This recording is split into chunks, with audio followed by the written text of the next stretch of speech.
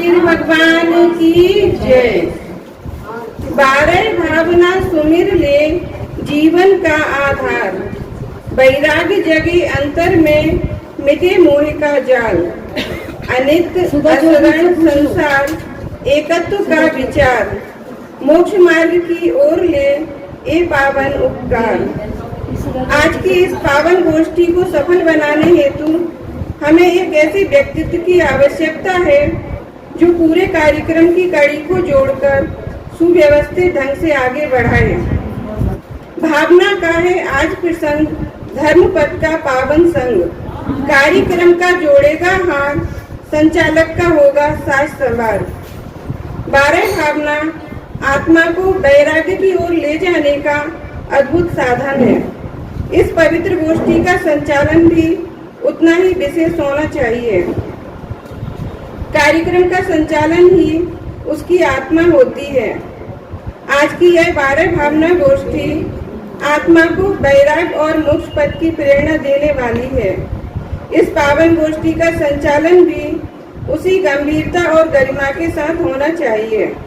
हमारे बीच ऐसी ही व्यक्तित्व उपस्थित हैं जिनकी वाणी में सरलता, विचारों में गहराई और हृदय में धर्म के प्रति अपार प्रेम है। गोष्ठी की धारा को आगे बढ़ाएंगे, शब्दों के मोती पिरो हार बनाएंगे। सौम्य वाणी, सरल व्यवहार, संचालन से होगा कार्यक्रम साकार। अतः मैं सादर एवं ससम्मान आमंत्रित करती हूँ आदरणीय श्रीमती अंशुल जी मोदी को कि कृपया मंच पर पधारें और अपने संचालन द्वारा इस गोष्ठी को सफल बनाएं। आइए हम सभी तालियों की गड़गड़ाहट से उनका स्वागत करें। मंगलमय मंगल करण पीति राग विज्ञान, नमोता ही जाते भय अरिहंतादि महान। सभी को सादर जय श्री। अभी तक हमारी सभी गोष्ठी सफलतापूर्वक रही है। आज हमारी 8वीं गोष्ठी है जो हम आज शुरू करेंगे। गोष्ठी प्रारंभ होने के पहले हमें अध्यक्ष एवं विशिष्ट अतिथि की जरूरत होती है। उसके लिए मैं अध्यक्ष पद के लिए श्रीमती किरण आंटी को बुलाना चाहूँगी। वह यहाँ आए। आइए आंटी, अपना स्थान ग्रहण करेंगे। और विशिष्ट अतिथि के लिए मैं श्रीमती मीना मौसी को बुलाना चाहूँगी। वह यहाँ आए और अपना स्थान ग्रहण करें। आइए मौसी जी। सभी लोग तालियां बजाकर स्वागत करें। सभी लोग एक बार जोरदार तालियां बजाकर स्वागत करें। किसी भी कार्य की निर्विघ्न समाप्ति के लिए हमें मंगलाचरण की आवश्यकता होती है। मंगलाचरण के लिए मैं श्रीमती मंजू चाची को बुलाना चाहूंगी। वह यहाँ आए और मंगलाचरण करें। आइए चाची जी। सभी बहनों को मेरा सादर जय जय। आज ज्ञान गोष्ठी के कार्यक्रम के पूर्व मैं अपना मंगलाचरण छोटा सा प्रस्तुत करती हूँ। प्रभु का पर्याय में जब मिलन होएगा तो चिदानंद का अनुभवन होएगा। प्रभु का पर्याय में जब मिलन होएगा तो चिदानंद का अनुभवन होएगा। जब से प्रभु को सुना है लगी है लगन, शुद्ध ध्रुव ज्ञान में और आनंद घन। जब से प्रभु को सुना है लगी है लगन, शुद्ध ध्रुव ज्ञान में और आनंद घन। आदि व्याधि तथा सब उपाधि रहित ऐसे प्रभु में ही परिणाम लय होएगा। प्रभु का पर्याय में जब मिलन होएगा तो चिदानंद का अनुभवन होएगा। प्रभु से मिलने की युक्ति बड़ी है करने में मैं खुद ही हूँ बहु प्रबल। प्रभु से मिलने की युक्ति बड़ी है सरल, जिसको करने में मैं खुद ही हूँ बहु प्रबल। है किसी की जरूरत मुझे अब नहीं, मेरे अपने ही घर में मिलन होएगा। प्रभु का पर्याय में जब मिलन होएगा, तो चिदानंद का अनुभवन होएगा। और सब व्यर्थ है यत्न यह सत्य है, ग्रहण करके सुपर लक्ष्य सब त्यागना। और सब व्यर्थ है यत्न यह सत्य है, ग्रहण करके सुपर लक्ष्य सब त्यागना। स्व ही तेरा वतन स्व ही स्वयं का यतन, स्वयं रहने से ही तुझको सुख होएगा। प्रभु का पर्याय में जब मिलन होएगा, तो चिदानंद का अनुभवन होएगा, तो चिदानंद का। बहुत अच्छा मंगलाचरण किया चाची जी ने। चलिए अब हम अपनी गोष्ठी प्रारंभ करते हैं। आज हमारी गोष्ठी का विषय है 12 भावना। भावना क्या है? तत्वों के बार बार चिंतन को भावना कहते हैं। भावना 12 प्रकार की होती हैं। 12 भावना वैराग्य को बढ़ाने वाली हैं। 12 भावनाओं को माँ की संज्ञा दी है। जिस प्रकार माँ अपने पुत्र को जन्म देती है, उसी प्रकार ये 12 भावनाएं वैराग्य को जन्म देती हैं। भावना का दूसरा नाम अनुप्रेक्षा है। अनुप्रेक्षा अर्थात चिंतन करना। किसी भी विषय को गहराई से जानने के लिए उसका बार बार विचार करना ही चिंतन है। अनुप्रेक्षा 12 प्रकार की होती हैं। 6 भावना तत्वपरक हैं और 6 भावना वैराग्य परक हैं। इन भावनाओं पर अनेक ग्रंथ स्वतंत्र रूप से लिखे गए हैं। भावना शतक नाम की भी एक पुस्तक है, जिसमें 100 से अधिक भावनाएं इसमें लिखी गई हैं। कुंद आचार्य ने अपने ग्रंथ में इन भावनाओं को वैराग्य जननी कहा है, और कार्तिकेय स्वामी ने इन भावनाओं को अपने ग्रंथ में आनंद जननी कहा है। इन भावनाओं के नाम तो सभी को पता ही होंगे, लेकिन फिर भी मैं एक बार बता देती हूँ। अनित्य, असरण, संसार, एकत्व, अन्यत्व, अशुचि, आश्रव, संवर, निर्जरा, लोभ, बोधि दुर्लभ, धर्म। ये 12 भावनाएं हैं। पहली भावना है अनित्य भावना। मैं आत्मा नित्य स्वभावी हूँ, ना क्षणिक पदार्थों से नाता, संयोग शरीर कर्म रागादि, क्षण भंगुर जानो भ्राता। अनित्य अर्थात क्षण भंगुर, नाशवान, जिसका कभी नाश नहीं हो वह नित्य है। ऐसी अनित्य भावना के बारे में विशेष जानकारी के लिए मैं श्रीमती वर्षा भाभी को बुलाना चाहूंगी। वह यहाँ आए और अपना वक्तव्य प्रस्तुत करें। आइए भाभी जी, सभी लोग तालियां बजाकर स्वागत करें। सभी को मेरा सादर जय जैन। आज गोष्ठी का विषय है 12 भावना। 12 भावना के बारे में अभी अंशुल भाभी ने हमें परिचय तो दे दिया है, थोड़ा सा और मैं कुछ कहना चाहूंगी। ये भावनाएं वैराग्य को उत्पन्न करने वाली माता के समान है, इसीलिए हमारे मुनिराज भी इन सबका इनका चिंतन सदा ही करते रहते हैं। मुनि सकल व्रती बड़ भागी, भव भोगन ते वैरागी, वैराग्य पावन माई, चिंते अनुप्रेक्षा भाई। ये भावनाएं जीवों को कसाय रूपी अग्नि को शांत कर तत्वों का निर्णय कराने वाली हैं।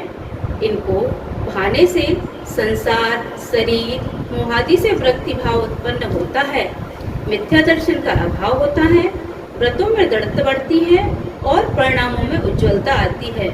यही कारण है कि इनको गाना गुनगुनाना हम सभी धर्मशील बहनों की दिनचर्या का प्रमुख अंग है। इन भावनाओं के नाम भी हमारी अंशुल भाभी ने बता दिया है। अब मैं गोष्ठी की श्रृंखला में आज मुझे विषय दिया गया है पहली भावना, अनित्य भावना। आइए जानते हैं अनित्य भावना क्या है। अनित्य अर्थात जो क्षणभंगुर हो, जो सदा न रहे और जो नित्य नहीं है, वह सब अनित्य है। इस जगत की हर वस्तु नाशवान है, परिणमनशील है। कोई भी विषय भोग की सामग्री, शरीर, मकान, रुपया पैसा, पशु, नौकर चाकर, परिवारजन सदा रहने वाले नहीं हैं। अपने पूर्ण प्रमाण रहते हैं। ये तो उद्गल के परमाणु हैं जो मिलते हैं और बिछड़ते हैं, क्योंकि जिस जिसका संयोग हुआ है उसका वियोग अवश्य ही होगा। संयोग के काल में ही है न्यारे, संयोग होते कभी ना हमारे। अतः हमें इन स्थितियों में राग द्वेष नहीं करना चाहिए, क्योंकि संयोग और पर्यायों की अनित्यता को जब हम अपनी मिथ्या मान्यता और राग द्वेष के चश्मे से देखते हैं तो वह दुख रूप ही दिखाई देते हैं। शरीर और सभी संयोगी पदार्थ अनित्य ही हैं, पर अज्ञानता में यह जीव अपने पूर्ण प्रमाण वैभव को व्यवस्थित और स्थिर बनाए रखना चाहता है। वह यह नहीं जानता कि षड द्रव्यमयी यह लोक तो अपने परिणमन स्वभाव से पूर्णतः व्यवस्थित ही है। इसलिए आचार्यों ने सबसे पहले अनित्य भावना का वर्णन किया। जोवन ग्रह गोधन नारी, है गए जन आज्ञाकारी। इंद्रिय भोग चिन्ताई, सुरधन चपला चपलाई। इंद्रियों के सभी भोग बिजली के समान चंचल और इंद्रधनुष के समान अस्थायी हैं। इसलिए हमें इनमें समता भाव रखते हुए इनको मिलाने व हटाने का मिथ्या विकल्प नहीं करना चाहिए। वस्तु के परिणमन स्वभाव को सहज स्वीकार करना चाहिए। संयोगों की क्षणभंगुरता को आपत्ति के रूप में नहीं, बल्कि संपत्ति समझकर प्रसन्नता रूप स्वीकार करना चाहिए। संसार में सब अनित्य है, सब अनित्य है, सब क्षणभंगुर है, सब मिटने वाले हैं। क्या मात्र ऐसा जानना ही अनित्य भावना भाना है? आप सब बताइए, क्या यही संसार में कुछ भी नित्य नहीं है? आइए जानते हैं कि इस विश्व में नित्य क्या है। तो विश्व की प्रत्येक वस्तु उत्पाद व ध्रुव स्वभाव वाली है। वस्तु स्वभाव से ध्रुव है, स्थिर है व पर्याय स्वभाव से उत्पाद व्यय वाली है, परिणमनशील है। इस प्रकार प्रत्येक वस्तु का स्वभाव स्थिर रहते हुए भी बदलना है और बदलते हुए भी स्थिर रहना है। नहीं बदल कर नित्य बदलना, यह स्वभाव की खूबी है। नित्य बदल कर नहीं बदलना, यह भी बात बखूबी है। वस्तु नित्य है और अनित्य है, नित्यानित्य जरूरी है। शाद माद की अद्भुत महिमा, जिन शासन की खूबी है। इसलिए हमें पर्यायों को गौण कर ध्रुव स्वभाव का लक्ष्य करना चाहिए, जिससे सहजता और निश्चिंता बनी रहे। द्रव्य रूप कर सर्वथिर, परिजय थिर है कौन। द्रव्य दृष्टिया पालको, परिजय नय करी कौन। इस संसार में एकमात्र मेरा चैतन्य आत्म तत्व ही नित्य है। ये द्रव्य ज्ञानादि अनंत गुण, असंख्यात प्रदेश व ज्ञान स्वभाव, ये सब मेरा वैभव है जिसका कभी नाश नहीं होता। पर्याय की अपेक्षा अनित्य होने पर भी मैं जाननहार द्रव्य स्वभाव से अनादि अनंत और नित्य हूँ। इसलिए हमें अपने ज्ञानानंदमयी भगवान आत्मा को अपनत्व रूप से स्वीकार करना चाहिए और जगत की अनित्यता की ओर से दृष्टि हटाकर अपरिणामी ध्रुव तत्व यानी एक या एक भाव के सम्मुख करने का प्रयत्न करना चाहिए और यही पुरुषार्थ है, यही अनित्य भावना को भाने का उद्देश्य है। हम सभी ऐसी भावना भाएं और सुखी हो, ऐसी मेरी भावना है। जय जिनेन्द्र। बहुत अच्छा बताया बरसा भानु ने। सभी वस्तुएं अनित्य हैं, नित्य तो केवल अपनी आत्मा ही है। अब मैं चाची से बोलूंगी कि भाई क्वेश्चन करें। पहले अंशुल ने जो अपना बोला था वो, और फिर वर्षा ने जो बोला, उसमें से 3-4 क्वेश्चन है बस, ठीक है ना। अंशुल ने सबसे पहले बताया था भावना क्या है, भावना रूपरेखा मतलब क्या है, परिभाषा परिभाषा। चीज का बार बार चिंतन करना, नहीं वो एक सटीक शब्द बोली थी इसलिए। तत्वों का बार बार चिंतन करना भावना, तत्वों का बार बार, बाकी अपन सिर्फ सब चीज बोल सकते हैं, पर जब वो शब्द आया था तत्वों का बार बार चिंतन करना भावना है। और फिर दूसरा क्वेश्चन था भावना किसको जन्म देती है, तो सब एकदम की जननी है ना। अब वर्षा ने बहुत अच्छा बोला, बहुत ही सार गर्भित, मतलब अनित्य भावना में पूरा आ गया उसका, अनित्य क्या है और नित्य क्या चीज है, उसे पूरा दोनों चीज का तालमेल बना के बहुत ही अच्छा बोला। तो सबसे पहला प्रश्न तो ये है कि उसी के उसमें से कि अनित्य किसे कहते हैं। तीन चीज आई थी, चढ़ बबू चाची ने बोल दिया, नित्य उनने बोल दिया, एक और बोलो। नश्वर और परिवर्तनशील नहीं, सभी पदार्थ। बहुत अच्छा शब्द है और मतलब एकदम सटीक है वो।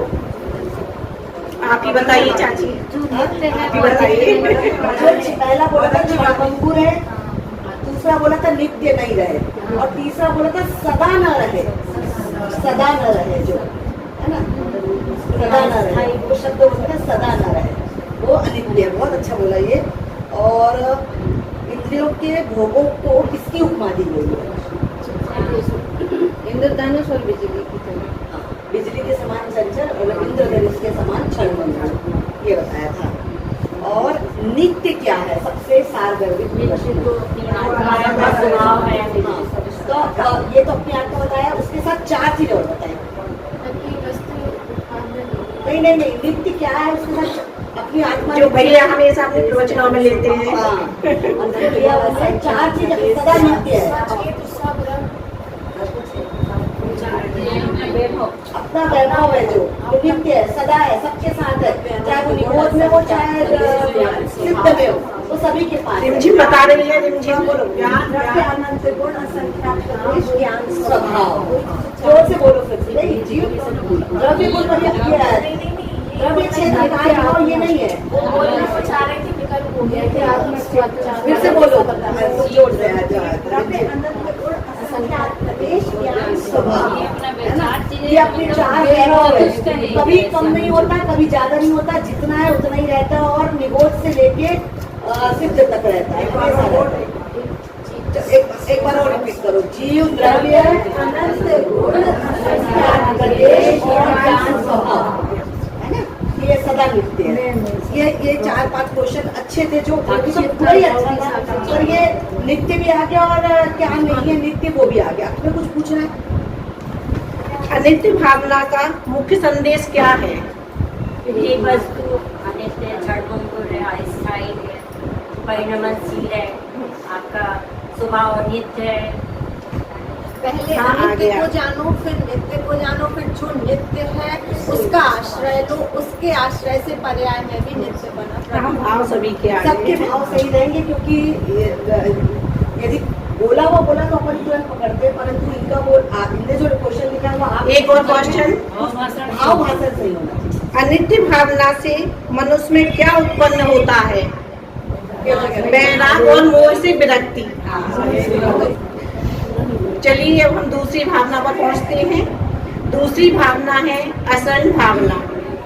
सुतातम पंच गुरु जग में सरना दोय, मोहि उदय जी के वृथा आन कल्पना होय।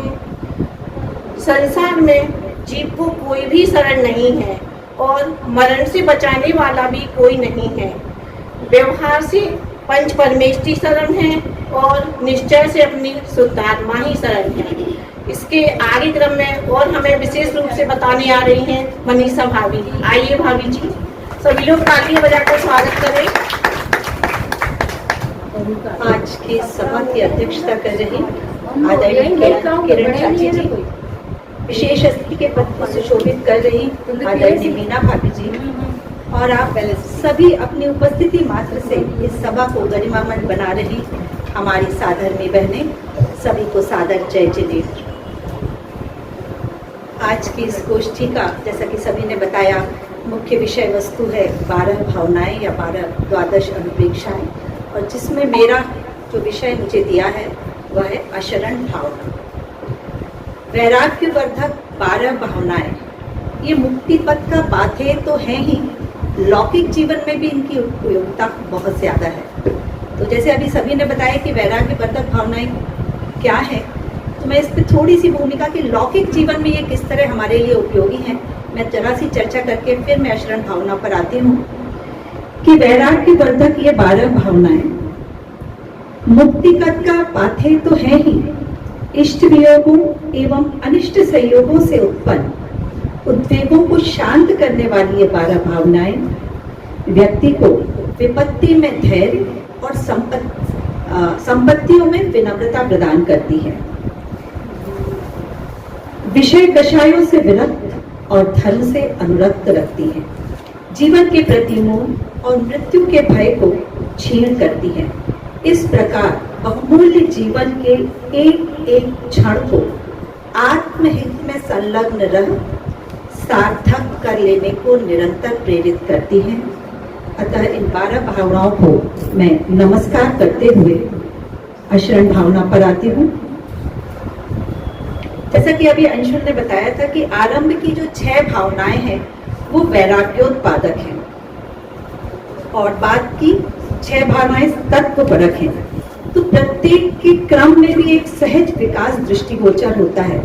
आरंभ की 6 भावनाएं मुख्य रूप से भाव भूमि को जोड़ने और वैराग्य रस से सिंचित करने का प्रयत्न करती है। जब आत्मार्थी इन भावनाओं के चिंतन से अपने आप को शरीर, भोग और संसार से विमुक्त समझने लगता है, जब उसकी ये श्रद्धान में आ जाता है, तब ये तत्वपरक भावनाओं के द्वारा उसको अनंत सुखकारी मार्ग में प्रतिष्ठित करने का अभिनय प्रयोग किया जाता है, जो कि अत्यंत सफल भी रहा है। अतः ये 12 भावनाएं या अनुप्रेक्षाएं मन को शुद्ध करने एवं सम्यक साधना के लिए की जाने वाली 12 भावनाएं या 12 चिंतवन है। काल सिंह ने मृग चेतन को घेरा भवन में, नहीं बचावन हारा कोई, यो समझो मन में। मंत्र तंत्र थे सेना धन संपत्ति, राजपाट छूटे, बस नहीं चलता काल लुटेरा, काय नगरी लूटे। चक्र रत्न हलधर सा भाई, काम नहीं आया, और एक तीर के लगत कृष्ण की विनश गई काया। देव धर्म गुरु शरण जगत में और नहीं कोई, भय से भरे भटकता चेतन यूं ही उमर खोई। कवि श्रेष्ठ आदरणीय मंगत राय जी द्वारा रचित ये पंक्तियां अशरण भावना को समझाने के लिए परिपूर्ण है। अशरण का अर्थ है असहाय। अर्थात जिसे किसी भी शरण की आवश्यकता नहीं है। व्यवहार से यदि हम असहाय कहते हैं तो लगता है कि बड़ा दीनहीन बेचारा जिसको कोई भी सहारा नहीं है, लेकिन यही जब हम निश्चय से बात करते हैं तो पता चलता है कि हमें किसी भी सहारे की आवश्यकता ही नहीं है, क्योंकि मैं स्वयं हूँ, सर्वशक्तिमान हूँ, संपूर्ण हूँ, परिपूर्ण हूँ। तो ये एक व्यवहार और निश्चय में अंतर कि अब अपने आप को कभी असहाय ना समझकर ये समझें कि मुझ में अनंत शक्तियां हैं। असहाय का वस्तुतः अर्थ जिन धर्म के अनुसार यही है। रत्नकरण शावकाचार्य में आचार्य समंत्र भद्र जी कहते हैं कि संसार में ऐसा कोई देव, दानव या मनुष्य नहीं है जिसे आयु पूर्ण होने पर काल का ग्रास ना बनना पड़ा हो। आयु पूर्ण होने पर असंख्य बल पराक्रमधारी इंद्र जैसे भी काल के ग्रास में समा जाते हैं, अर्थात काल के आ जाने पर कोई शरण नहीं है। आदरणीय परम पूज्य हुकुमचंद भारले जी भी इसके संदर्भ में लिखते हैं, जिंदगी एक पल कभी कोई बढ़ा नहीं पाएगा, रस रसायन सुबह कोई बचा नहीं पाएगा।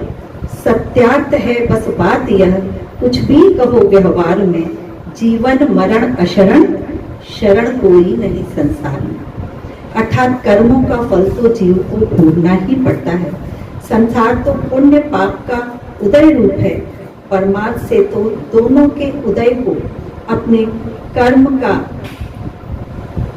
किया जानकर, आत्मा से भिन्न जानकर ज्ञायक ही रहो। पूर्व में जो कर्म का बंध किया है वह अब उदय में आया है, उसे अब दूर करने का कोई भी उपाय नहीं, कोई औषधि मंत्र समर्थ नहीं, अर्थात कोई शरण नहीं। अतः कर्म के उदय को अनोख जानकर साम्य भाव की शरण ग्रहण करो तो अशुभ कर्म की निर्जरा होगी और नवीन कर्म नहीं बंधेंगे। रोग, वियोग, दारिद्र आदि से भय छोड़कर परम धैर्य को ग्रहण करो। अतः उत्तम क्षमादि 10 धर्म ही स्वयं के लिए शरण है। सभी प्रकार के संयोग व पर्याय अध्रुव हैं, अनित्य हैं, क्षणभंगुर हैं, तथा द्रव्य स्वभाव ध्रुव है, नित्य है, चिरस्थायी है। अतः भलाई इसी में है कि हम इस शाश्वत सत्य को सहज भाव से स्वीकार कर लें और पर्याय की ओर से दृष्टि हटाकर स्वभाव सन्मुख हों। अज्ञानी को अज्ञानवश और कदाचित ज्ञानी को भी रागवश संयोगों और पर्यायों को स्थिर करने की विकल्प तरंगें उठती हैं।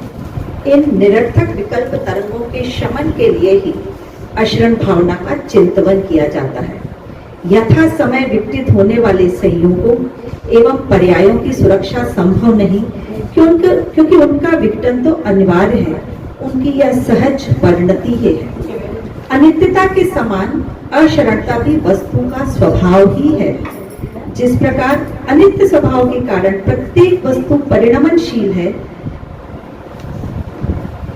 जिस तरह परिणमित करती है, उसी प्रकार अशरण स्वभाव के कारण किसी भी वस्तु को अपने परिणमन के लिए पर की शरण में जाने की आवश्यकता नहीं है। पर की शरण परतंत्रता का सूचक है, जबकि प्रत्येक वस्तु पूर्णतः स्वतंत्र है, जिसे किसी के भी सहारे की, सहायता की, शरण की आवश्यकता नहीं है। वस्तुतः यही असहाय है, वही असहाय है, अशरण है। अशरण भावना का चिंतन हमें बाहरी सहायता की निरर्थकता एवं आत्मनिर्भरता की ओर ले जाता है। आत्मा स्वयं अपनी रक्षक है और परमाश्रय भी है। अतः हमें अपने चिंतन के तरीके और उसके विषय के प्रति अत्यंत सावधान रहना चाहिए। संयोग है अशरण सभी, निज आत्मा ध्रुव धाम है। पर्याय व्यय धर्मा परंतु द्रव्य शाश्वत धाम है। इस सत्य को पहचानना ही भावना का सार है। ध्रुव धाम की आराधना, आराधना का सार। अशरण अहस्तक्षेप का भी सूचक है। किसी भी द्रव्य के परिणमन में अन्य द्रव्य का रंच मात्र भी हस्तक्षेप नहीं चलता है। कोई कितना भी शक्तिशाली क्यों ना हो, अन्य द्रव्य के परिणमन में हस्तक्षेप नहीं कर सकता। वस्तु की स्वभावगत विशेषता का चित्रण एवं पर्यायों के स्वतंत्र नियमित परिणमन का चिंतन ही आशरण भावना का मूल है। निमित्तों की अकिंचित कर्ता का सशक्त दिग्दर्शन ही आशरण भावना का आधार है। अनित्य भावना का केंद्र बिंदु है कि स्मरना सबको एक दिन अपनी अपनी बात, जबकि अशरण भावना कहती है कि मरते न बचावे कोई। यही इन दोनों भावनाओं का मूलभूत अंतर है। संयोगों एवं पर्यायों को अशरण बनाने से वहां से दृष्टि हटाने की प्रेरणा तो मिलती है, लेकिन अब दृष्टि जमाए कहाँ? जब हमें कोई भी शरण नहीं दिखती है तो असहाय सा महसूस करते हैं, तो दृष्टि जमाए कहाँ? तो जिनवाणी कहती है कि निश्चय से शुद्धात्मा और व्यवहार से पंच परमेष्ठी या रत्नत्रय धर्म अर्थात सम्यक दर्शन, सम्यक ज्ञान और सम्यक चारित्र को ही शरण कहा गया है। किंतु सचेत करते हुए यह भी कहती है कि इन्हें शरण कहने का उद्देश्य ये नहीं है कि ये तुझे बचा लेंगे या संयोगों के वियोगों को रोक देंगे या पर्यायों के परिणाम को अवरुद्ध कर देंगे या काल को तेरी इच्छानुसार परिणमित कर देंगे। वस्तु का परिणमन तो जब जैसा है वैसा होना ही है, उसमें किसी भी प्रकार का परिवर्तन किसी के भी द्वारा संभव नहीं है, तो शुद्धात्मा के द्वारा और ना ही पंच परमेष्ठी के द्वारा। हाँ, यह बात अवश्य है कि परिवर्तन करने के संकल्प विकल्पों से उलझे आकुल व्याकुल प्राणी यदि शुद्धात्मा या पंच परमेष्ठी की शरण लें तो तत्संबंधी आकुलता व्याकुलता अवश्य नष्ट हो जाती है। अंत में इनकी पंडित जी की 4 लाइनें और मैं पढ़ती हूँ कि निज आत्मा निश्चय शरण व्यवहार से परमात्मा, जो खोजता पर की शरण वह आत्मा बहिरात्मा, ध्रुव धाम से जो विमुख वह पर्याय ही संसार है, ध्रुव धाम की आराधना आराधना का सार।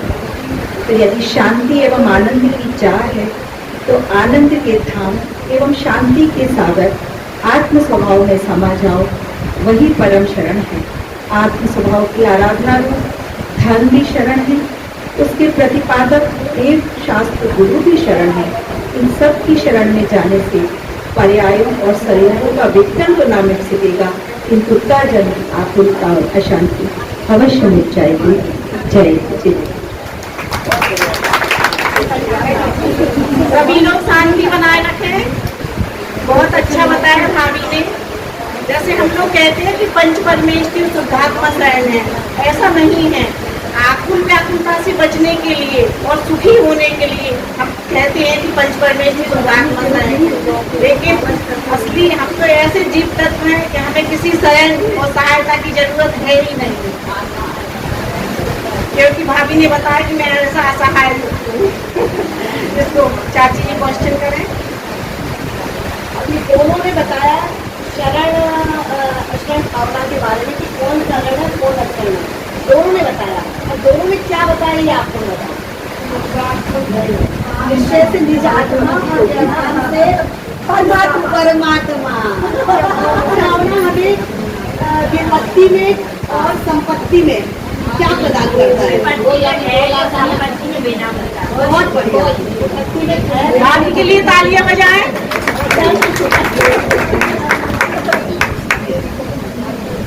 तीसरी भावना है संसार भावना। जंगती दुख जीवन भरे हैं, परिवर्तन मंच करे हैं, सब विधि संसार हसारा, या में सुख नाही लगारा। संसार मोह राग द्वेष के कारण जन्म मरण रूप परिवर्तन करने का नाम संसार है। यह संसार पंच परावर्तन रूप भी कहा गया है। जब तक इस जीव को आत्मा का ज्ञान नहीं होगा तब तक उसका संसार परिवर्तन बना ही रहेगा। संसार तो असार है, आत्मा ही सारभूत है। इसको विशेष रूप से बताने आ रही हैं श्रीमती प्रतिभा भाभी। आइए भाभी। सभी तालियां बजाकर स्वागत करें। ओम नमः सिद्धेभ्यः। जीव के मत संसार में फिरो अनादि अनंत, मेरो तन धन ममत वस चमपति दोषगहन, सर्व द्रव्य जड़ि रूप है, तू चिन्ह मूर्ति राम, परो मोय ज्ञान मद अगु समाल अभिराम। आदरणीय अध्यक्ष महोदया, मुख्य अतिथि महोदया एवं समस्त साधर्मी बहनों, सादर जय जिनेन्द्र। आज की इस गोष्ठी में मेरा विषय है संसार भावना। जैसा कि हम जानते हैं, 12 भावना हमें आत्म कल्याण और मोक्ष मार्ग की ओर प्रेरित करती है।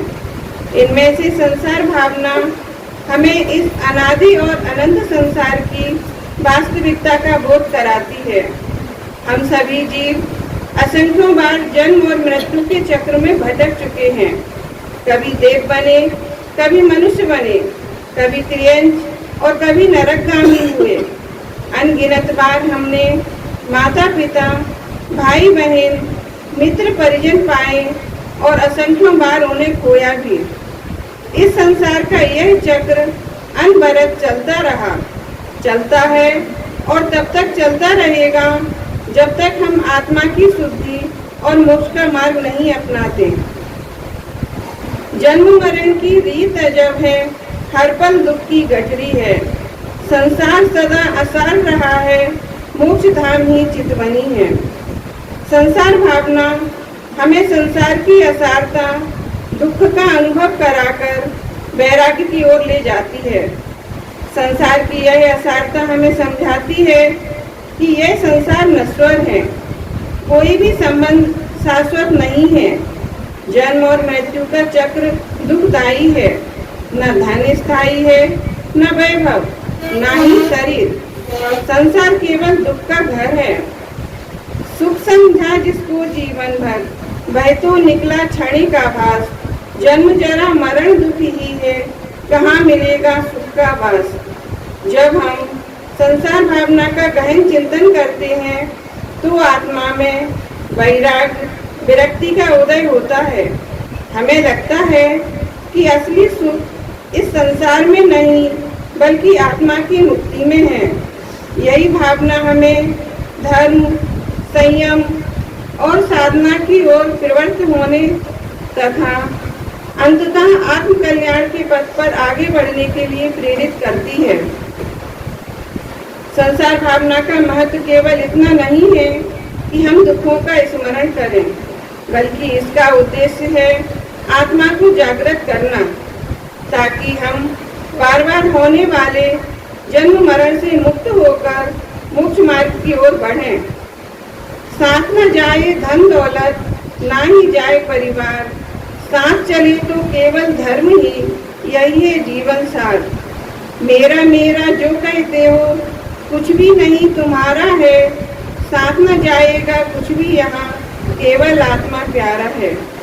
यहाँ मैं एक छोटी सी कहानी सुनाना चाहूँगी। एक राजा था जिसके पास अपार धन दौलत और वैभव था। एक दिन दरबार में बैठे हुए उन्होंने अपने गुरु से पूछा, गुरुदेव, यह संसार कब तक मेरा साथ देगा?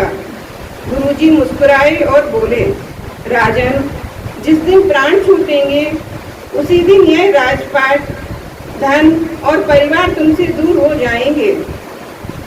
केवल तुम्हारे कर्म तुम्हारा साथ देंगे। जिसको तुम अपना कह रहे हो वह चिता तक साथ नहीं जाएगा। राजा यह सुनकर हृदय से कांप उठा।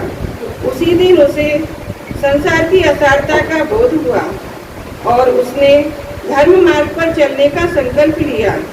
इस कहानी से हमें यह शिक्षा मिलती है कि संसार का वैभव क्षण भंगुर है, न कोई संबंध शाश्वत है, न धन दौलत। जन्म और मृत्यु का यह चक्र केवल दुख का कारण है। इस भावना का मनन करने से मोह और ममता घटती है, वैराग्य और आत्मबोध बढ़ता है। साधना की ओर झुकाव होता है और अंततः आत्मा मोक्ष के मार्ग पर अग्रसर होती है। जीवन जल की धार है, कब रुक जाए कौन जाने। संसार मृग तृष्णा है, इसमें क्या अपना माने। चलो चले उस पथ पे जहाँ शांति का सागर है। मोक्ष रूप उस धाम में केवल सत्य का घर है। संसार भावना हमें विरक्ति नहीं बल्कि सही दृष्टि प्रदान करती है। जब हम संसार की असारता को समझते हैं तभी हम धर्म मार्ग को दृढ़ता से पकड़ते हैं। 12 भावनाओं के संदर्भ में हम 2 महत्वपूर्ण भावनाओं का अंतर समझेंगे, लोक भावना और संसार भावना। यहाँ एक महत्वपूर्ण प्रश्न उठता है कि संसार भावना और लोक भावना में क्या भिन्नता है। इन दोनों भावनाओं का उद्देश्य आत्मा को वैराग्य की ओर प्रेरित करना है, लेकिन दोनों का दृष्टिकोण अलग है। लोक का अर्थ है 3 लोक, ऊर्ध्वलोक, मध्यलोक, अधोलोक। इस भावना में जीव अनादिकाल से तीनों लोकों में भटक रहा है। संसार का अर्थ है जन्म और मृत्यु का अंतहीन चक्र। इस भावना में जीव बार बार जन्म लेता है और मरता है। लोक भावना हमें बताती है कि तीनों लोकों में कहीं भी स्थायी सुख नहीं है। संसार भावना हमें बताती है कि जन्म मरण के इस चक्र में कुछ भी स्थायी नहीं है। अनादिकाल से जन्म और मरण का यह चक्र व्यर्थ और दुखमय है। दोनों भावनाओं का निष्कर्ष एक ही है, मोक्ष में ही शाश्वत सुख है। लोक दिखाए जग का विस्तार, संसार बताए दुख अपार, मोक्ष ही सच्चा उद्धार। जगत की असारता को समझकर हम सभी आत्मा की मुक्ति के मार्ग की ओर बढ़ें और शाश्वत सुख की प्राप्ति करें। संसार दुख रूपी सागर है, इससे पार पाने का उपाय केवल आत्मा की शुद्धि और धर्म का साधन है। जब हम संसार की असारता को समझ लेंगे तभी आत्म कल्याण का सच्चा मार्ग खुल पाएगा। यदि हम प्रतिदिन संसार भावना का मनन करेंगे तो हमारे भीतर वैराग्य की ज्योति प्रज्वलित होगी। हम मोह माया से थोड़ा विरक्त होकर धर्म मार्ग पर आगे बढ़ पाएंगे। आज हम सब यह निश्चय करें कि इस असार संसार में रचने बसने की अपेक्षा आत्म कल्याण, संयम और मोक्ष पथ की ओर अग्रसर हों। नश्वर है यह संसार सारा, क्यों इसमें उलझेरे मनुष्य। साधु आत्मा का पथ निराला, वहीं मिलेगा सुख अनंत। संसार है मृग तृष्णा जैसा, इसमें सुख नहीं मिलता। मोह माया के बंधन में जीव सदा ही उलझता। छोड़ मोह को अपनाओ पथ, वैराग्य ज्योति जगाओ। संसार भावना का चिंतन कर मोक्ष धाम को पाओ। संसार भावना का चिंतन कर मोक्ष धाम को पाओ। जय जिनेन्द्र। ये तो संसार सागर दुखों से भरा, या में सुख तो नजर कहीं आता नहीं। या में मोह का जाल बिछा है गजब, या में जीव फंसी है खबर ही नहीं। बहुत अच्छा बताया भाभी ने संसार भावना पर। चाची जी पूछते संसार भावना किसे कहते हैं, पहला क्वेश्चन तो अंशुल ने बताया था। और रागद्वेष का उत्पन्न होना ही संसार है और जन्म मरण का चक्र बताना है। मेन तो संसार इसी को कहते हैं, वो रागद्वेष की उत्पत्ति होना ही संसार है। जन्म मरण का चक्र ही संसार व्यवहार से कहा जाता है, और असली संसार भावना तो यही है कि मोह रागद्वेष की उत्पत्ति है ना। अच्छा, ये प्रतिभा ने बताया था कि संसार भावना का उद्देश्य क्या है बताने का। संसार भावना को बताने का उद्देश्य क्या है। आत्मा को जागृत करना एक नहीं, एक शब्द सही है। आपने आत्मा को जागृत बोला था आगे बढ़ने के नहीं नहीं लेकिन आत्मा को ज्ञान को जागृत करके आत्मा में नहीं नहीं, ये एक शब्द बोला, इनके शब्द भी बोलते, फिर अपन सब खुलासा बाद में करेंगे। फिर पर ये आत्मा को जागृत करना पीछे का था, और आगे बैराग की ओर नहीं नहीं, हाँ? नहीं नहीं, दुखों का स्मरण नहीं करना और आत्मा को जागृत करना, पर आत्मा को जागृत नहीं रखा जा सकता, ज्ञान के द्वारा आत्मा को जागृत रखा जा सकता है ना, ज्ञान होगा तो। संसार भावना और लोक भावना में अंतर, ये सबसे मेन क्वेश्चन है ना, सबसे मेन क्वेश्चन है। कोई और पीछे वाले की बताओ। हाँ?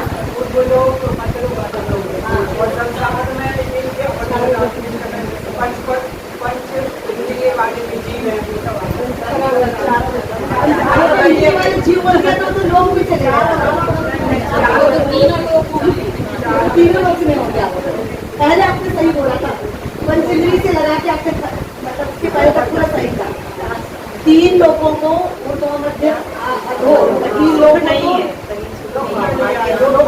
ये लोक भावना, परंतु संसार भावना का उद्देश्य मोह राग द्वेष। तुमने थोड़ा सा गलत बोला है ना, तुमने क्या बोला, जन्म मरण का चक्र है ये, परंतु संसार भावना का उद्देश्य जन्म मरण का चक्र मिटाना नहीं है, मोह राग द्वेष को खत्म करना। कोई संसार मोह राग द्वेष को मोह राग द्वेष को खत्म करना ही संसार है। जन्म मरण का चक्र मिटाने तो अनादि तक हम करते ही आ रहे हैं, उसका कोई उद्देश्य नहीं है, पर मोह राग द्वेष अपना खत्म हो, यही संसार भावना का मुख्य उद्देश्य है। और भी अंतर है। अंतर ऐसे है कि जैसे लोग है वो अनादि अनंत है और ये क्षणिक पर्याय है, विकारी पर्याय है। और दूसरा जो लोग है वो हे है, जबकि ये हे है, राग देश मोह हे है। ये अंतर है, ये सब उसमें भारी जी की किताब में आया। बोलिए ज्ञान का गे मतलब सिर्फ जानना ही होगा, उससे अपना कुछ नहीं होगा। सिर्फ जानना है कि ऊर्ध्व मध्य पाताल अधोलोक है, उससे अपना कुछ नहीं होगा जानने से, है ना। और संसार भावना को हे करना है, हे करना है, क्योंकि मोह राग द्वेष अपने रखने लायक नहीं है, हे करने लायक है। बहुत अच्छा। और एक अनादि अनंत है, और ये बाकी पर्याय है। जैसे ये इसको समझाओ खोल के, जो बताया उन्होंने इसको खोल के समझाया खोल। उन्होंने बोला कि एक है वो अनादि अनंत है और दूसरा है वो क्षणिक पर्याय। तो किसमें अनादि अनंत है, किसमें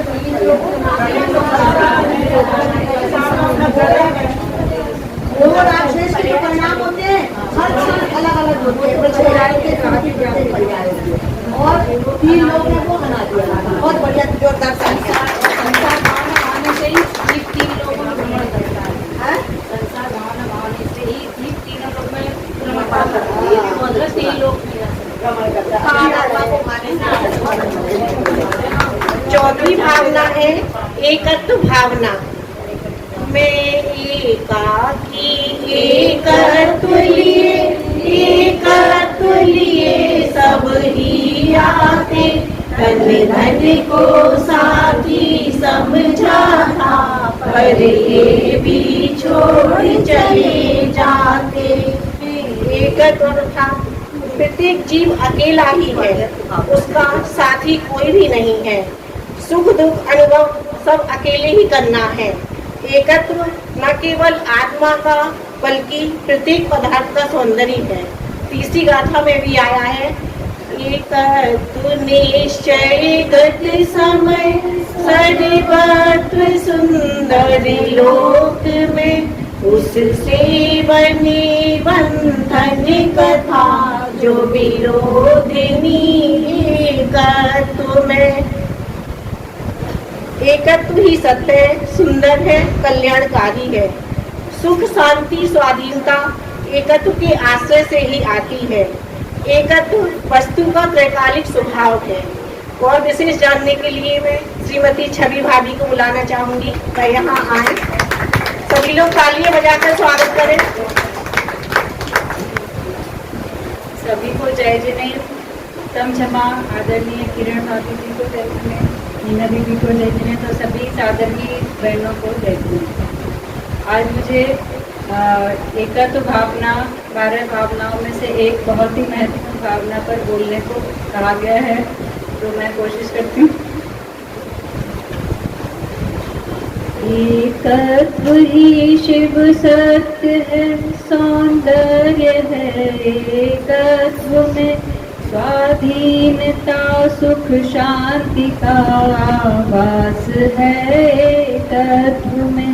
एकत्व को पहचानना ही भावना का सार है, एकत्व की आराधना आराधना का सार है।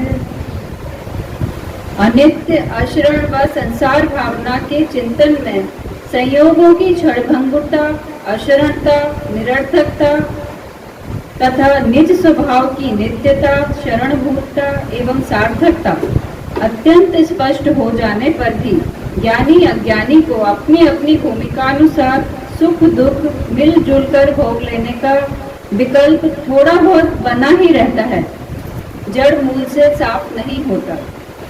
इसी विकल्प को जड़ मूल से साफ करने के लिए एकत्व भावना एवं अन्यत भावना का चिंतन किया जाता है। एकत्व एवं अन्यत भावना में केवल अस्ति और नास्ति का ही अंतर है। जिस बात में एकत्व भावना में अस्तिपरक यानी पॉजिटिव चिंतन किया जाता है, अन्यत भावना में उसी बात का नास्तिपरक यानी नेगेटिव चिंतन किया जाता है। अर्थात ये मैं हूँ, यह एकत्व भावना से एवं अन्य मैं नहीं हूँ, ऐसा अन्यत भावना में चिंतन किया जाता है। इसका स्पष्ट रूप से इस छंद में बताया गया है। एकाकी चेतन सदा फिरे सकल संसार, साथी जीव न दूसरो यह एकत्व विचार। मैं एक हूँ, जीवन मरण सुख दुख आदि प्रत्येक स्थिति को मुझे अकेला ही भोगना है। किसी भी स्थिति में किसी का साथ संभव नहीं है। इसी स्थिति का चिंतन एकत्व भावना में गहराई से किया जाता है। कविवर मोहन दास जी ने कहा है, आप अकेला अवतरे मरे अकेला हो, या कहूँ इस जीव को साथी सदा न कोई। यह जीव सिर्फ जन्मता या मरता ही अकेला नहीं है, वरन जन्म से मरण तक की सभी अवस्थाओं में भी यह अकेला ही है। इस दुखमय संसार में वास्तविक साथी कोई भी नहीं होता, क्योंकि कोई किसी का साथ नहीं देता, या कहें दे ही नहीं सकता, चाहे तो भी नहीं दे सकता। 12 भावनाओं के मैं चिंतन का एकमात्र उद्देश्य दृष्टि को संयोगों पर से हटाकर निज स्वभाव की ओर ले जाना है, क्योंकि संयोगाधीन दृष्टि ही दुखों का मूल है। इसी बात को ध्यान में रखते हुए एकत्व भावना में बार बार इस तथ्य की ओर ध्यान आकर्षित किया जाता है कि साथी की खोज कभी सफल होने वाली नहीं है, क्योंकि साथ की बात ही असंभव है, वस्तु स्थिति के विरुद्ध है। भले ही क्षणभंगुर सही, अशरण सही, निरर्थक सही, पर संयोग है तो सही। संयोग एवं साथ में अंतर है। संयोग तो मात्र संयोग है, किंतु साथ में संयोग के साथ सहयोग अपेक्षित है। संयोग प्लस सहयोग मिलकर साथ कहलाते हैं। इसका एग्जाम्पल जैसे कि हम गाड़ी में कहीं जा रहे हैं, अकेले जा रहे हैं घर से, पूरी गाड़ी खचाखच भरी है, लेकिन गाड़ी में जितने भी व्यक्ति बैठे हुए हैं वो हमारे सहयोगी नहीं हैं, वो सारे संयोग से बैठे हुए हैं, साथी नहीं हैं, तब भी हम वहाँ अकेले ही हैं। यद्यपि संयोग क्षणभंगुर है, अशरण है, असार है, पर है अवश्य, किंतु साथ तो है ही नहीं। एकत्व भावना में इसी साथ से इनकार किया जाता है। इसी अकेलेपन को स्वीकार करना ही एकत्व की स्वीकृति है, और चित्त में इस अकेलेपन की चिंतन धारा का अविराम प्रवाह भी एकत्व भावना है। एकत्व अकेलापन आत्मा की मजबूरी नहीं, यह उसका सहज स्वरूप है। एकत्व आत्मा का ऐसा स्वभाव है जो अनादिकाल से उसके साथ है और अनंत काल तक उसके साथ सहज रूप से रहेगा, क्योंकि यह आत्मा का द्रव्यगत स्वभाव है, इसलिए यह हमेशा साथ रहेगा। समय सार जी में आचार्य कुंद जी ने कहा है, तम एयत विहत्तम दाए हम अपनो सविहवेणा। उस एकत्व विभक्त आत्मा को मैं अपने निज वैभव से दिखाता हूँ। एकत्व न केवल आत्मा का अपितु प्रत्येक पदार्थ का सौंदर्य है। पर के साथ या संबंध की चर्चा ही असत है, विसंवाद पैदा करने वाली है। एकत्व वस्तु की अखंडता का सूचक है, कण कण की स्वतंत्रता का सूचक है। 12 भावनाओं के एवं एकत्व के चिंतन से आनंद की जागृति होनी चाहिए, ना कि खेद। अकेले मरना होगा, अकेले ही पैदा होना होगा, सुख दुख भी अकेले ही भोगना होगा। इस प्रकार के चिंतन से यदि खेद उत्पन्न होता है तो हमें अपनी चिंतन प्रक्रिया पर गहराई से विचार करना चाहिए। आत्मा का अकेलापन अभिशाप नहीं बल्कि वरदान है। कार्तिकेय स्वामी ने समझाया है, जीव एक ही उत्पन्न होता है, वह एक ही गर्भ में देह धारण करता है, वह एक ही बालक होता है, वह ही एक जवान होता है, वह ही एक जरा से बुढ़ापे से ग्रहित वृद्ध होता है। एक ही जीव नाना प्रकार की पर्यायों को ग्रहण करता है। जीव अकेला ही अनेक रोग, शोक, दुख, मरण आदि अवस्थाओं को धारण करता है। वही ही पुण्य करके स्वर्ग जाता है और वही कर्मों को नाश करके मोक्ष जाता है। दुख सहता हुआ भी पर के ममत्व को नहीं छोड़ता है। इन सब चिंतन का सार यही है कि पर का स्वार्थ खोजने के व्यर्थ विकल्पों से विरत हो। ज्ञान के घनपिंड, आनंद के कंद, शांति के सागर, निज परमात्म तत्व को पहचान कर उसी में लीन रहो, संतुष्ट रहो, उसी में तृप्त रहो। सुखी होने का यही एकमात्र उपाय है। युगल जी की एकत्व भावना कहकर मैं विराम लेती हूँ। मैं एकाकी एकत्व लिए सब ही आते, धन धन को साथी समझा था, पर ये भी छोड़ चले जाते।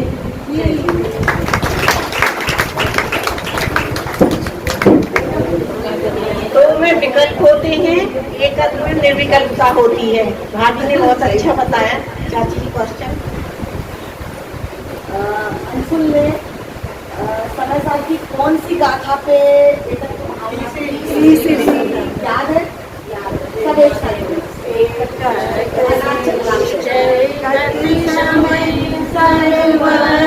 सुंदर लोक में उससे बने नंदन कथा, जो विरोधिनी एकत्व में। अपन सबको कम से कम ज्यादा नहीं तो 20 गाथाएं समय साल की तो याद होना चाहिए कि कभी भी अपन बैठे अपने हाथ में कुछ नहीं तो अपन गाथाओं को ही गुनगुना सकते है ना। छवि ने बताया अस्ति नास्ति से अंतर, किसमें किसको बताया और क्या बताया? क्या बताया दोनों में अंतर?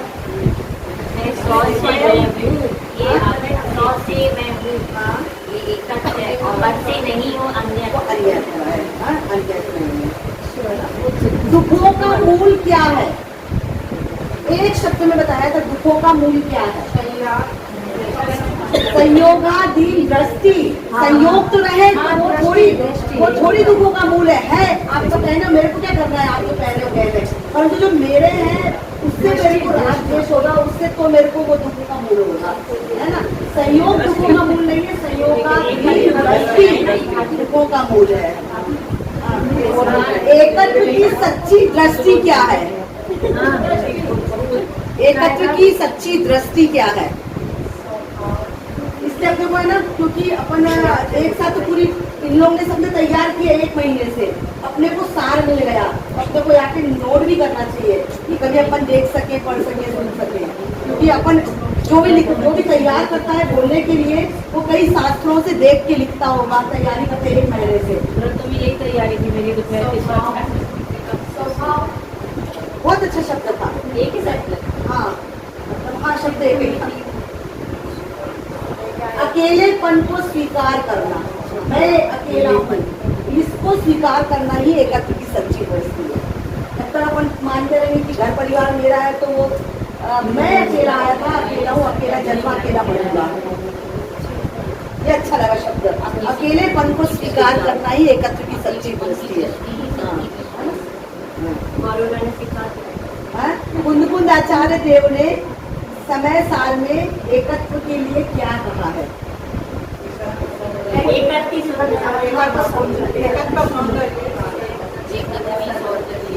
इनने जो बोला वो एकत्व का सौंदर्य इनने बोला, किससे?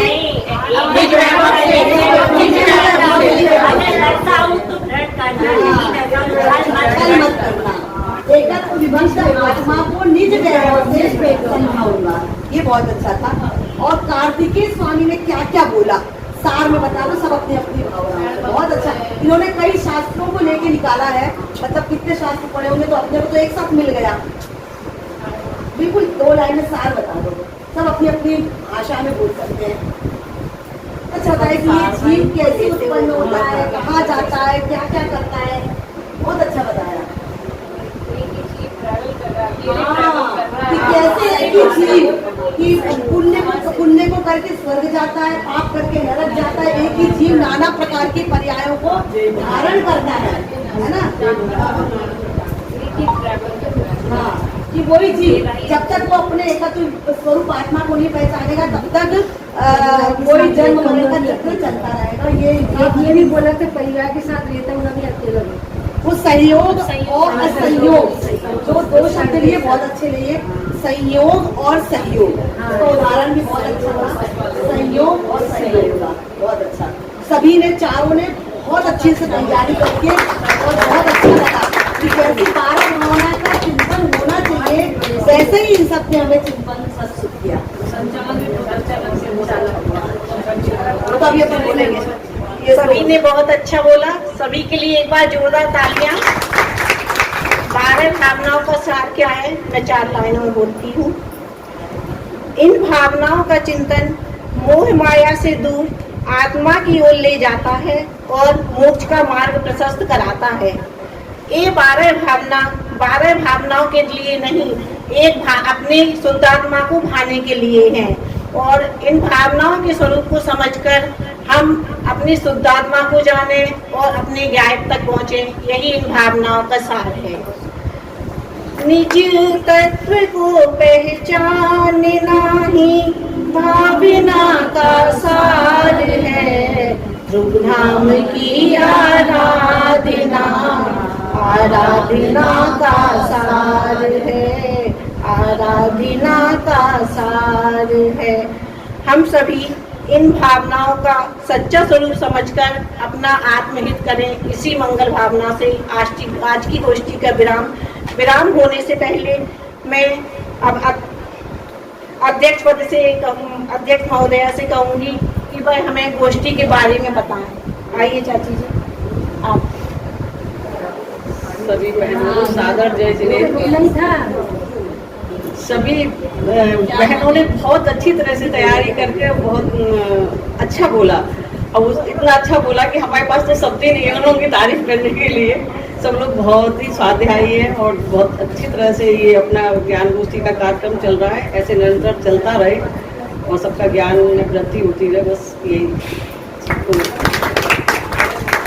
मैं विशिष्ट अतिथि महोदय से कहूँगी कि भाई भी कुछ बताएं हमें। जय जिनेन्द्र सभी को उत्तम क्षमा। ये हमारी जो गोष्ठियाँ चल रही हैं बहुत ही सफलतापूर्वक पूर्ण हो रही हैं और इसमें सभी की मेहनत है। मंगलाचरण करने वाले, संचालन करने वाले, प्रश्न पूछने वाले, बनाने वाले, मतलब सभी की बहुत मेहनत है और सभी होता है कि मतलब बहुत अच्छे से सुनते हैं, समझते हैं और उसकी तैयारी करते हैं। इसलिए सभी के लिए बहुत बहुत धन्यवाद। और मैं सिर्फ एक एक लाइन में इन भावनाओं का सार बताऊंगी। बोला तो सबने बहुत ही अच्छा है, मतलब बहुत ही अच्छे से स्वाध्याय हुआ सबका, सब ग्रंथों से, और सबने बहुत सारी बात बोली है। लेकिन बस एक एक शब्द में बताना चाहती हूँ। अनित्य भावना मतलब एक नित्य भावना की भावना माना। असलन भावना मतलब एक आत्मा ही शरण है, उसकी भावना माना। एक संसार भावना मतलब एक आत्मा ही मेरा संसार है, उसकी भावना माना। और एकत्व भावना मतलब एक ही मैं आत्मा हूँ, उसकी भावना माना। मैं एकाकी एकत्व लिए ही रहता हूँ। बस इसीलिए सबको बहुत बहुत धन्यवाद और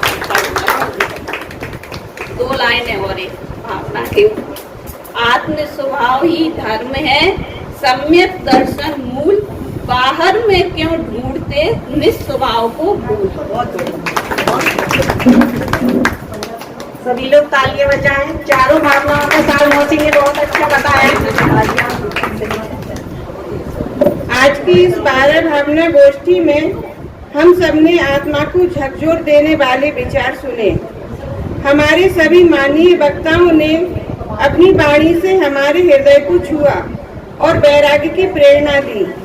साथ ही इस गोष्ठी को व्यवस्थित और आकर्षक रूप से आगे बढ़ाने का कार्य हमारी संचालक जी महोदया श्रीमती अंशुल मोदी जी ने किया, जिनके बिना यह कार्यक्रम अधूरा होता।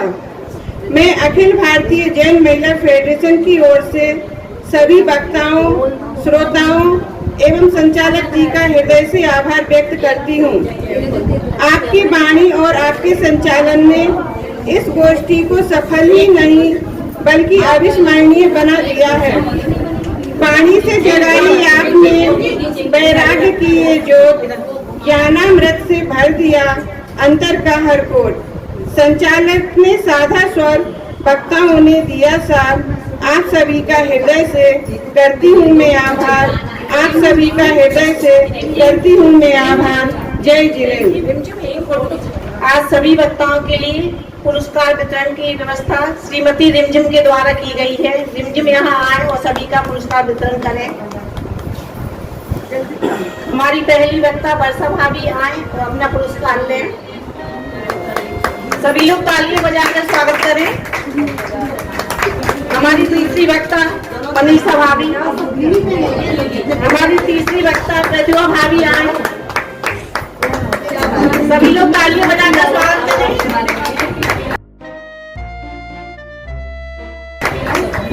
हमारी चौथी वक्ता श्रीमती छवि भाभी संचालक।